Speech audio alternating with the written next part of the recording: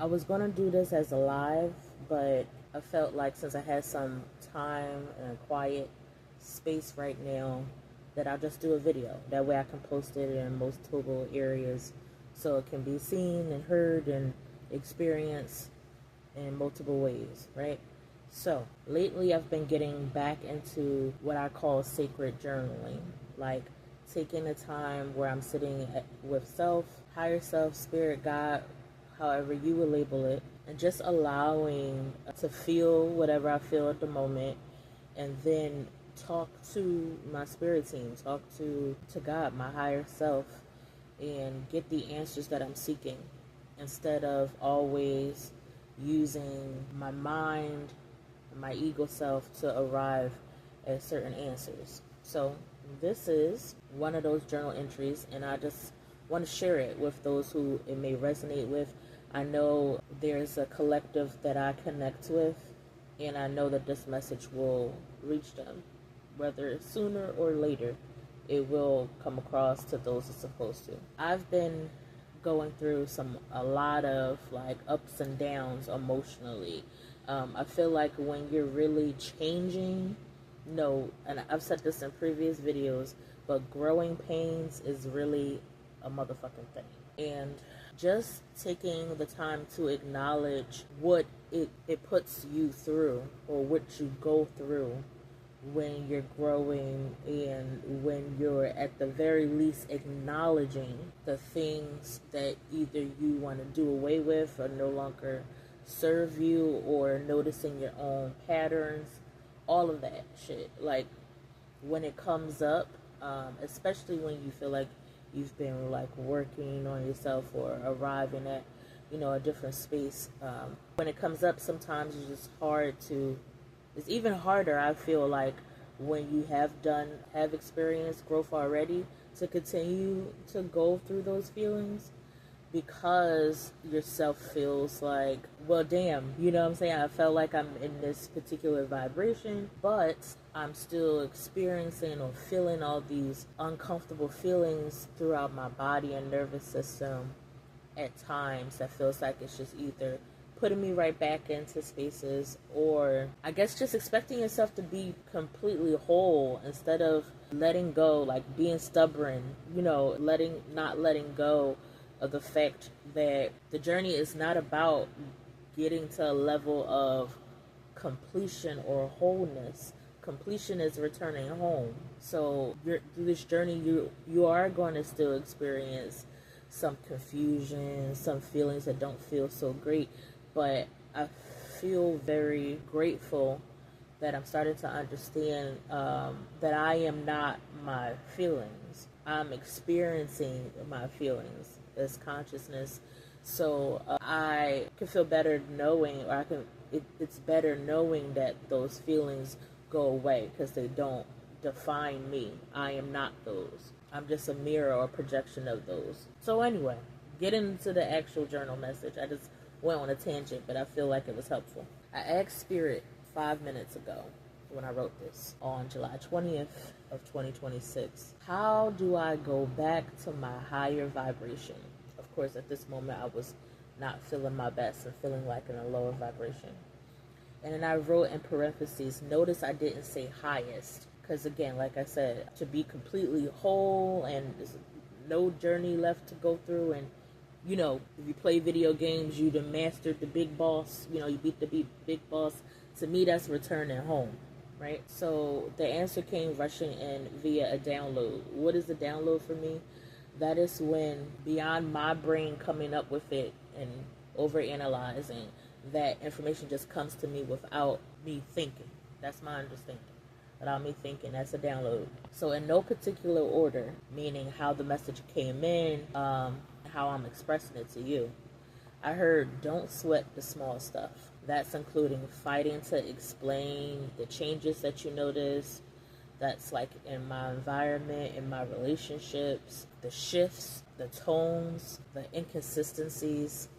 They are all small things compared to the bigger picture of your life journey. So I took a pause with each of those things because I felt the need to explain what I meant with each one. But I was like, let me finish the sentence first before I die. I've always been what I call a feeler and a noticer. I don't know if it's because I'm born under Cancer, and cancers, to me, I feel like it's consistent that we notice pretty much everything.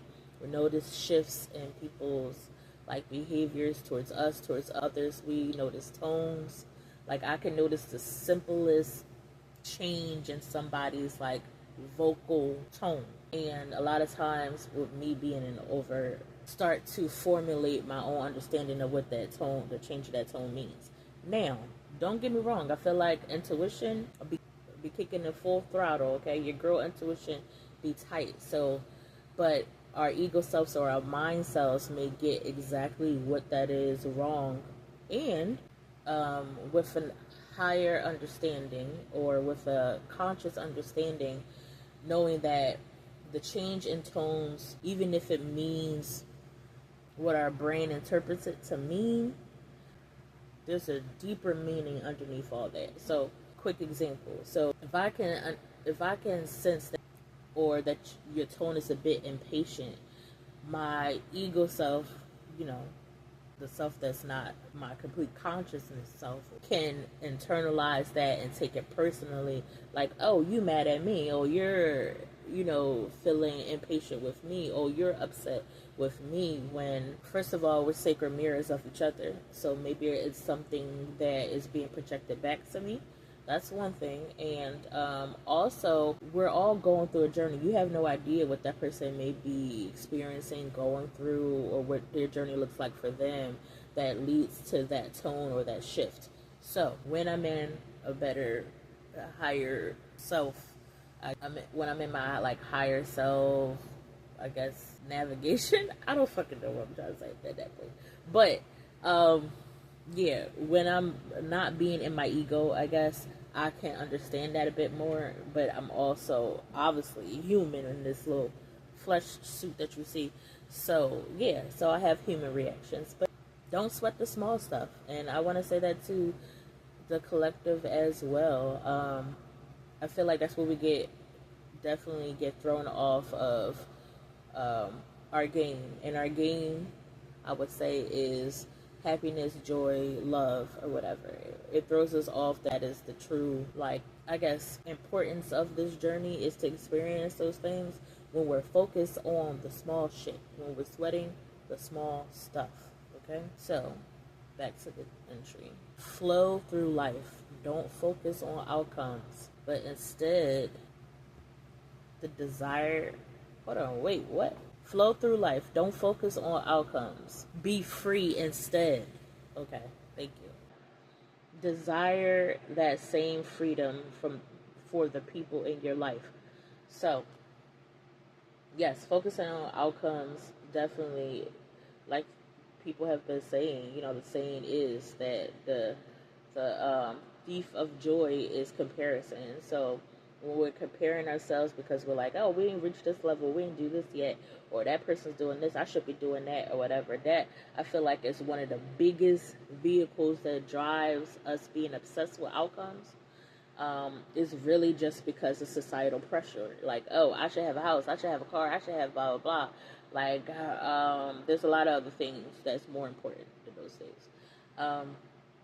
And then, yeah, desiring freedom for yourself and for the people in your life. So, I'm a person, I can admit, my ego self has a lot of high expectations because I feel like I give so much of myself in all the situations I'm in.